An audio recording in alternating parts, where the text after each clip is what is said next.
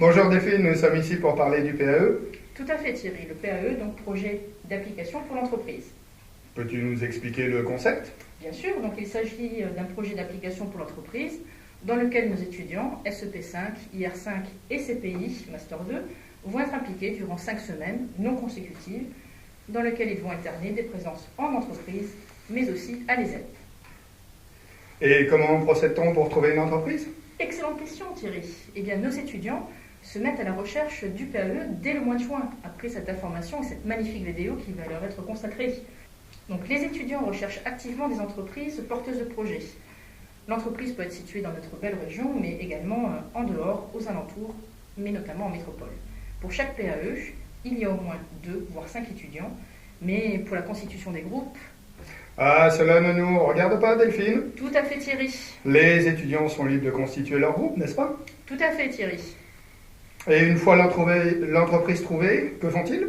Chaque groupe PAE va rédiger une fiche d'identité de l'entreprise ainsi que la fiche validation qui me sera soumise afin que nous puissions valider notamment les sujets. Je meurs d'impatience de connaître la suite, Delphine. Eh bien mon cher Thierry, les projets sont alors validés ou non. Nous avons également des entreprises qui nous sollicitent directement et dans ce cas nous pouvons les proposer à nos étudiants. Mais avant le premier rendez-vous en entreprise, il est important que les étudiants signent la convention et le contrat.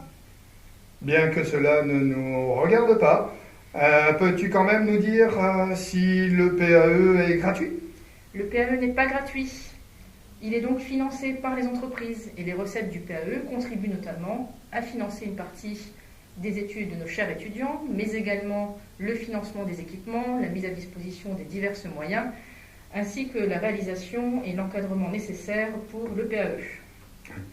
Dernière question, Delphine. Et si nos étudiants ont besoin d'autres informations? Eh bien, le premier mail va leur être envoyé avant l'été, accompagné de cette vidéo pour déjà permettre une première succincte présentation.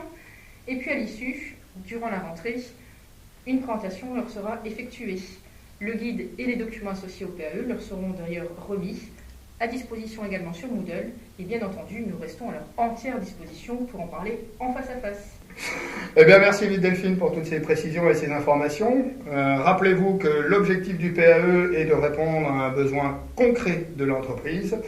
Soyez professionnels tout au long du projet, tant sur votre savoir-faire, votre savoir-être et celui du groupe, que sur la rigueur dans votre rédaction, la présentation de l'ensemble des éléments, les documents, les échanges avec l'entreprise, mais aussi avec l'école.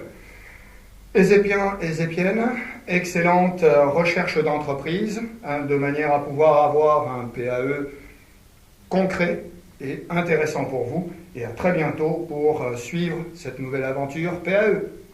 Merci Thierry.